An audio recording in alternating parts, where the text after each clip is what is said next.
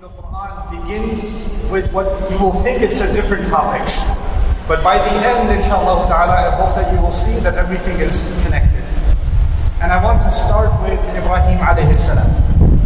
We're going to start today with Ibrahim alayhi salam. I know that I have two sessions today. This session is about 40 minutes, then we have a break for salah, and then we come back again. And the second session is what I'm going to try to do to complete what I start in this session. So the first session is going to be half the story, and then the next of it will be the complete story, inshallah. Okay. Ibrahim alayhi salam, as you all know, lived in a society where he was the only one who had guidance. Nobody else had guidance. His father did not believe. Some say that was his uncle. He did not believe actually he was the one who built the idols. Everybody around him worshipped idols. Do you want me to hold this? Yes? Okay, I'll hold this. Everybody around him worshipped idols. So he was the only one who accepted the faith in Allah. And when he did that, and he stood by that faith, he got into a lot of trouble with his own family. And he had to even declare, Inna bura'a'u minkum, the few people who believed in him. Quran tells us, he said, I have nothing to do with any of you. Basically, in today's language, you let go of your citizenship. I'm no longer a citizen of this place. I'm leaving. When he does this, as he is leaving, he speaks to Allah. He gives a speech to Allah. Ibrahim alayhi salam in the Quran is very different from the other prophets, because you find more dua from him than any other prophet. You find a lot of dua coming from Ibrahim alayhi salam. This is important because Islam has many names. And one of the names of Islam is Millat Ibrahim, the religion of Ibrahim, the legacy of Ibrahim alayhi salam. And that religion, at the heart of it, is making a lot of dua. Anyway, so he makes this dua, he makes a statement to Allah. He says, الَّذِي خَلَقَنِي فَهُوَ يَهْدِينِ, the one who made me, and then he guides me. He's the one who guides me. Two parts. He made me, and he guides me. Allah created all of us. But for a lot of people, أَفَحَسِبْتُمْ أَنَّمَا خَلَقْنَاكُمْ عَبَثًا وَأَنَّكُمْ إِلَيْنَا لَا تُرْجَعُونَ, did you think we just made you without any purpose and you can do whatever you want? And you're not going to come back to us? Ibrahim alayhi salam understood, Allah didn't just make me. He didn't just make my hands, my eyes, my feet, my body. He didn't just give me the ability to speak. He also gave me guidance. He told me how to live. He's given me instructions. Imagine he's the only one who says this. Nobody else around him believes this. So he says, not only did Allah make me, but he also continues to guide me. فَهُوَ يَهْدِينِ. Then he says, وَالَّذِي هُوَ يُطْعِمُنِي وَيَسْقِينِ. He's the one who gives me food to eat, and he gives me drink for drink. Allah, subhanAllah, he first mentioned guidance, then he mentioned food, and he mentioned drink. Allah gives all of us food and drink. He understands after being created, your number one need is guidance. And that need is more important than food, and is more important than drink. And you know, food and drink, you don't eat it all the time. You need food, if you eat food, you're okay for a few hours, then you eat it again, and you're okay for a little bit. Some of you have a problem, you need it every 5 minutes. But for the rest of you, you take a break before you eat again. And then same thing with drink. You know, the more difficult the weather, the more you have to drink. The more heated it is, the more you have to drink. He actually puts guidance before all of them, almost to say you need regular guidance more regularly than you need food, and more regularly than you need to drink. And Allah gives me that most essential need first, and then He fulfills my need for eating and my need for eating and my need for drinking. I want you to think about this also. We ate every day, we eat every day, we just ate today. And sometimes we say, you look at an apple in front of you, an orange in front of you, a glass of water, you know, something you eat, and you just say, Bismillah ar-Rahman ar-Rahim, you eat. But we ever stop and think, this banana, or this apple, where did it come from? This was a seed. This was a seed, it was nothing. And from that nothing, Allah sent water from the sky. And He allowed that seed to start turning into a plant, which eventually turned into a tree. It took many years. And after all of those years, it gave a fruit. And that fruit was picked by a farmer and put in a basket. And then it was sold in the market. And then from that market, it went to the store where you got it. And you picked it up. And it came all the way to your house. And now you get to eat it. That delivery from where it started to where it is in front of you.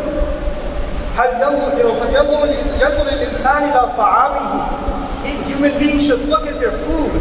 When you have a plate of food in front of you with tomato and rice and garlic and all these ingredients, each of those ingredients came from a different place in the world. And it came all the way to make it to your plate. To all the way to reach your dish so you can eat. We don't think about this all the time. We just think, oh, only banana? No orange? What kind of iftar is this? الذي يطعمني فهو يسقيني. He's thinking constantly, Allah is the one feeding me. Allah is the one giving me drink. Without Him giving me food and drink, I would have starved. This is a sense of gratitude Ibrahim alayhi salam puts in himself. You know, you would think, I want you to understand what's happening. He is being kicked out of the house. He has no home. He is being expelled from his country. He has no village, he has no country, he has no people, he has no family. At that time, you would think, where am I going to eat? What am I going to drink? What am I going to do? Where am I going to go? How am I going to live? He says, فَهُوَ يَهْدِينِي وَالَّذِي هُوَ يُطْعِمُنِي وَيَسْقِينِي. He's the one who will guide me where to go. I have His guidance, good enough, I'm fine. And He's the one who will give me food. He has no home, where's He going to get food? He has no drink, where's He going to get drink? This is the time where you start worrying about things. This is the time where you think, how am I going to survive? And this is the time that He shows, this is the time that He turns to Allah and says, I'm okay because I have Allah. This is His speech. It's not just these words. You just read these words in the translation, you forget what was happening to Him when He said these words. This is very powerful. When you and I are having a problem, you lose your job, you get sick, sometimes in the family, the person who makes all the money in the family dies. How are we going to pay the rent? Where's the money going to come from? These are the thoughts in our head. It is when those thoughts are happening, when you and I can say, الَّذِي خَلَقَنِي فَهُوَ يَهْدِينِي وَالَّذِي هُوَ يُطْعِمُنِي وَيَسْقِينِي. That's the religion of Ibrahim alayhi salam. That's when you know you're following the deen of Ibrahim alayhi salam. It is in those moments that you can turn to the reminder and the legacy left by him. فَاتَّبِعُوا مِلَّةَ إِبْرَاهِيمَ حَنِيفًا. But I go on. He made me, He guided me, or He guides me, He gives me food, He gives me drink, and then He says, وَالَّذِي هُوَ يُمِيتُنِي ثُمَّ يُحْيِينِي. He's going to give me death, and He'll bring me back to life again. Very important. Maybe you don't find enough food and you die. It's possible. But that death also was a command of who? It was also a command of Allah. If I live, it's because Allah wants me to. If I die, it's because Allah wants me to. And even when I die, that's not the end. I'm not afraid of death because my life did not end. ثُمَّ يُحْيِينِي. He will bring me back to life. It's like you go to sleep and you wake up again. He's very clear that even when I die, I'm not finished. That's only one stop. And the next stop is being brought again. And He's very clear about that. He reminds Himself and everybody around Him when He's leaving, الَّذِي يُمِيتُنِي ثُمَّ يُحْيِينِي. But when Allah brings us back to life again, then He does not just give you this, like this time. If you were born and you were raised, and maybe you were raised an atheist, or a Muslim, or a mushrik, a Buddhist, a Hindu, whatever, we all get oxygen, we all get food, we all get drink, and we all have a chance for guidance. Every human being, Allah gives a chance for guidance. But the second time He wakes us up, the second life, no more guidance. You don't have a chance anymore. Not everybody gets rizq the second time. The second time, what is your most important need? In the first time, your most important need was guidance, you remember. The second time he says, وَالَّذِي أَطْمَعُ أَنْ يَغْفِرَ لِي خَطِيئَتِي يَوْمَ الدِّينِ. And the one I hope, meaning Allah, I hope He will forgive my mistakes when the day of judgment begins. The most important thing on his mind is, Ya Allah, forgive my mistakes. Now think about this for a second. I told you, when did he say this? When he was leaving. When he was leaving. When he was leaving, he got kicked out of his house. The people hate him. People did wrong to him. People have done wrong to him. You should be thinking, when judgment day comes, Allah will give me justice against you. You see what you did to me? Allah will take care of you on judgment day.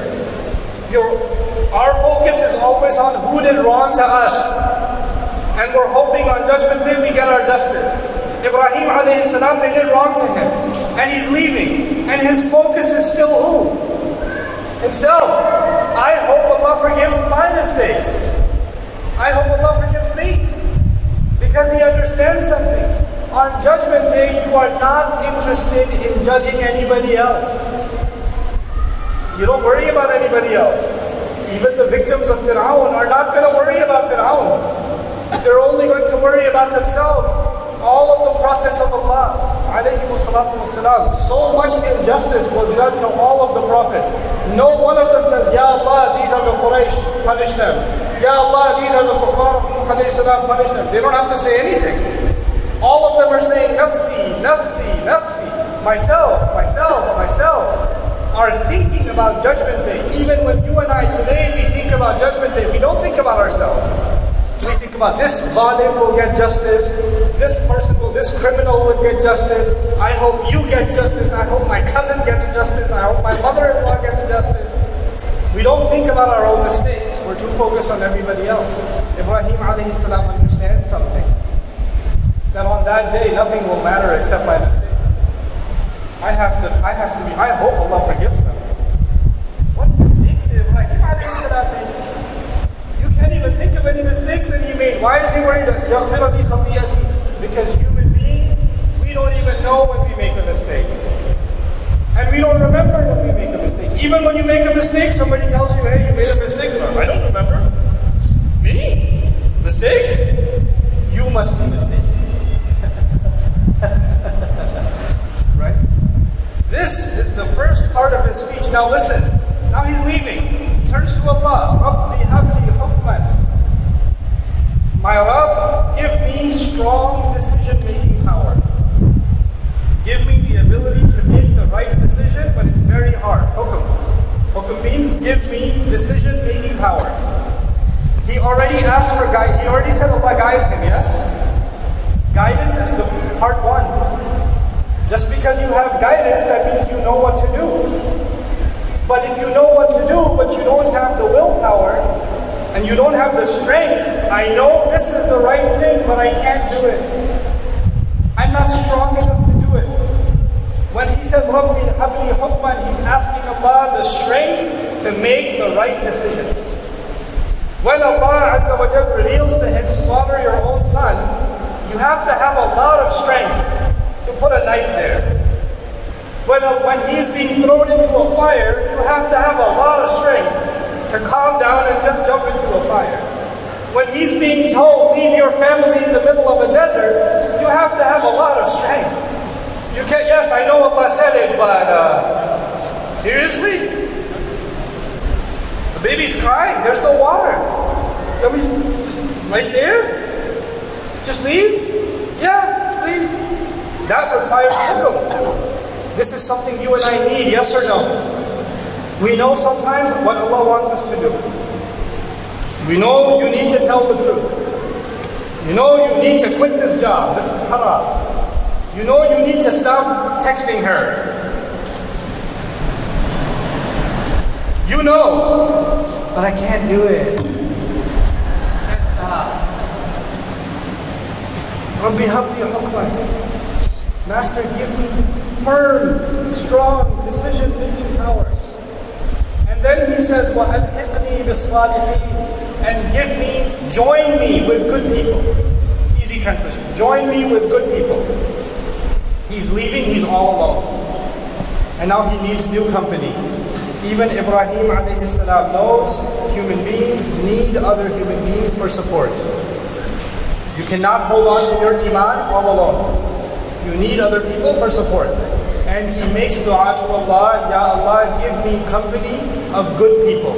You have to ask yourself, you and I are the religion of Ibrahim alayhi salam. The month of Ramadan is coming. Who is our company? Who are your friends? What kind of things do your friends talk about? Where do they want you to go? What do they want you to do? What do they like? What do they hate? Do they make you a better person? Do they bring you closer to Allah? Are they the ones that when you see them, you remember guidance? Or when you see them, you forget guidance? And when you even bring up guidance, they get annoyed with you. Can we talk about something else? Alhiqni bis-salihin. Give me the company of good people. This is a desperate dua of Ibrahim alayhi salam. This means if Ibrahim needs it, we definitely need it. If he needs it, then we are much more in need of alhiqni bis-salihin. So he says, give me strong decision making. By the way, you need strong decision making power to leave bad friends. Yes or no? When you have bad friends, it's hard to leave. You're going to miss them. You need that strength. And then you will get more strength when you have good people supporting you. May Allah Azza wa Jal give all of us the company of as-salihin and make us among them ourselves. Then he says a strange, his dua keeps going. He says a strange dua. He says, وَاجْعَلْ لِي لِسَانَ صِدْقٍ فِي الْآخِرِينَ. It's so beautiful. It's one of the most amazing things I have ever read about Ibrahim alayhi salam is this ayah. It's difficult to translate. He says, provide for me, give me someone who will speak the truth about me in the last generations. He's alone. He's alone in the desert. Nobody knows him. He's not a king. He's not a historian. He's not going to write a book. This is the history of Ibrahim, son of Azar. He's not going to do that. There is no recording devices. There is nobody interested in what happened to him. When people write history, they write the history of kings and of generals, of rulers, or of scholars, or of people that built big buildings and monuments. That's history. And he says to Allah, Ya Allah, you put me through a lot of tests. Basically, he's saying, you put me through a lot of tests. And people should learn about those tests because it will make their iman strong. But when I die alone and nobody will remember, nobody will know my name, nobody will remember the test you gave me, then they will not be able to get this guidance. He asks Allah, Ya Allah, make me an example that someone in the later time will tell the truth about me. Lisana sidqin fil akhirin. Subhanallah. Thousands of years later, you get the Rasul of Allah sallallahu alayhi wa sallam. And Allah gives him the Quran. And in the Quran, we learn the truth about Ibrahim alayhi salam. And now forever, we know that truth. We will never forget. No historian had it. Even the Bible didn't have it. Nobody else had it. We had. Allah gave it to Rasulullah sallallahu alayhi wa sallam after those thousands of years. Can you imagine when Ibrahim alayhi salam made that dua? وَاجْعَلْ لِي لِسَانَ صِدْقٍ فِي الْعَالَمِينَ. When he made that dua, nobody's around. He's alone by himself in the desert. Nobody heard it. And you say, oh, this thing I said, it died. And he died. And 100 years went by, 200 years went by, 400 years went by, 4,000 years went by. And Allah still has the recording of that dua. And He repeated that dua and made it part of the Quran. It's in the Quran, from those words, from those thousands of years ago. Can you imagine? This is actually the Quran itself. And when the Quran tells the story of Ibrahim alayhi salam, it is actually answering the dua of Ibrahim alayhi salam. وَاجْعَلْ لِي لِسَانَ صِدْقٍ فِي الْآخِرِينَ وَاجْعَلْنِي مِنْ وَرَثَةِ جَنَّةِ النَّعِيمِ. Ya Allah, make me from people who inherit Jannah. You know what inheritance is? Inheritance happens when somebody what? Somebody dies. A son will inherit from who? The father. But Ibrahim just left his father. He doesn't want his father's inheritance. That inheritance is shirk. He doesn't want it. So he says to Allah, Ya Allah, give me the inheritance of Jannah. I don't want the inheritance of my family. I want the inheritance of Jannah. And so he says, وَاجْعَلْنِي مِنْ وَرَثَةِ جَنَّةِ النَّعِيمِ وَاغْفِرْ لِي أَبِي. And now it makes sense. Forgive my father. I don't want his inheritance because his inheritance is a crime against you. Forgive my father. إِنَّهُ كَانَ مِنَ الضَّالِّينَ. He had been from those that were lost. Now, this is the last part. I know I'm speaking, you were supposed to learn about connecting to Quran. It's all connected. Believe me. Just trust me. Just listen. وَلَا تُخْزِنِي يَوْمَ يُبْعَثُونَ. My Rabb, do not humiliate me the day on which they will all be raised. Don't humiliate me on the day on which all of them will be raised. In other words, he's saying that in my family there are people who do shirk. First of all, Ya Allah, forgive them. And he asks Allah that maybe they get guidance. But if he dies and he doesn't get guidance, then on Judgment Day, you don't want to stand if in this life when your son commits murder or your husband is in jail. It's embarrassing, yes? Oh, you're that guy's wife? Oh, he's in jail, right? You don't come out of the house. Hide your face. If your son is known as a criminal, it's humiliating for you. On Judgment Day, in front of all humanity, that's your father's? The one who built idols, that's your father? Isn't that embarrassing? He says, Ya Allah, don't humiliate me on that day. وَلَا تُخْزِنِي يَوْمَ يُبْعَثُونَ يَوْمَ لَا يَنْفَعُ مَالٌ وَلَا بَنُونَ. And he says, the day on which money and children will be no good. Listen to this carefully.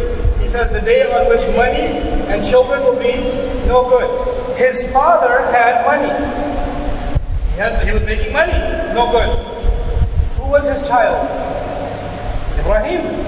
Ibrahim is pretty good. Not good enough. You have to be good yourself. Your children will not get you into Jannah. You have to have your own clean heart.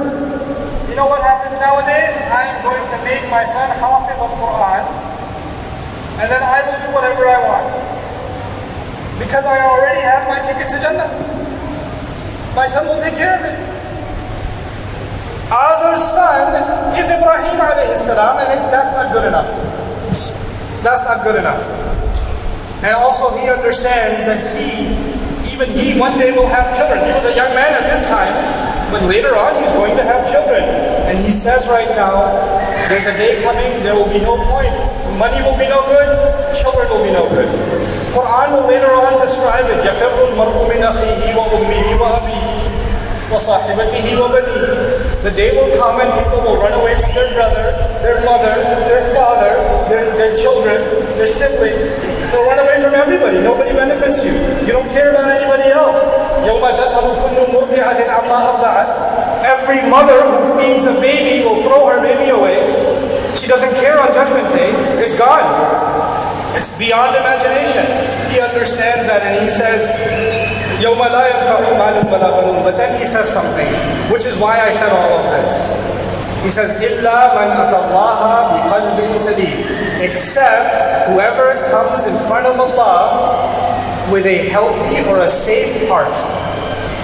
There's only one thing that has any value on Judgment Day, and that is what the Quran calls qalbun salim, a safe, sound, healthy heart. That's it. That's all that counts. Nothing else means anything. The only thing of value will be qalbun salim. This is all Ibrahim alayhi salam is worried about. Which is why later on, إِذْ جَاءَ رَبَّهُ بِقَلْبٍ سَلِيمٍ, Allah describes him, he came to Allah with a good heart. Himself, he came to Allah with a good heart. We have to connect to Allah in Ramadan. You know what that means? We have to get a good heart. If you get a good heart, everything else is okay. If you don't get a good heart, nothing else means anything. None of it matters. None of it has any value. Now listen carefully. This is towards my conclusion of this session, so we can have a discussion about connecting with the Quran properly in the next session. Ibrahim alayhi salam many years later had a child. And then another child. But his first child, Ismail alayhi salam, Allah told him to build the Kaaba. When they were building the Kaaba, Ibrahim alayhi salam made a dua. And the dua was, رَبَّنَا وَابْعَثْ فِيهِمْ رَسُولًا مِّنْهُمْ يَتْلُو عَلَيْهِمْ آيَاتِكَ وَيُعَلِّمُهُمُ الْكِتَابَ وَالْحِكْمَةَ وَيُزَكِّيهِمْ. Master, first he made dua for his children. He said, وَمِن ذُرِّيَّتِنَا أُمَّةً مُسْلِمَةً لَكَ. From our children, give us Muslim children, an ummah that is Muslim. Now, didn't Ibrahim alayhi salam himself say, children are no benefit?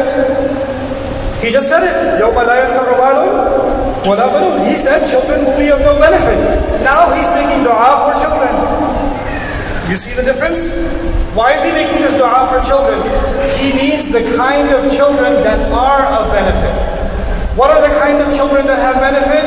If you have a good heart and they also have a good heart, then they are of benefit to you. So he wants an ummah that is Muslim. But how are they going to have a good heart? How in the world will they have a good heart? How do you make sure of that? So he tells Allah, he asks Allah, رَبَّنَا وَابْعَثْ فِيهِمْ رَسُولًا مِّنْهُمْ. My Rabb, he was standing with Ismail alayhi salam thousands of years ago. He said, give them a messenger. Raise a messenger from among them. يَتْلُو عَلَيْهِمْ آيَاتِكَ. He will recite your ayat. He will teach them the book. He will teach them the wisdom. And he will purify them. Now, let me give you a history lesson before I conclude. You have to understand this part so we can understand the next part. Ibrahim alayhi salam, two of his famous sons are Ismail and who? Ismail and who? Ishaq. Ishaq, his son is Yaqub. Yaqub, his sons include Yusuf. And his other sons are the 12 sons of Israel. And from the 12 sons of Israel, you get many prophets. كُلَّمَا هَلَكَ نَبِيٌّ خَلَفَ نَبِيٌّ. Every time a prophet died, another one would come. Continuously prophets.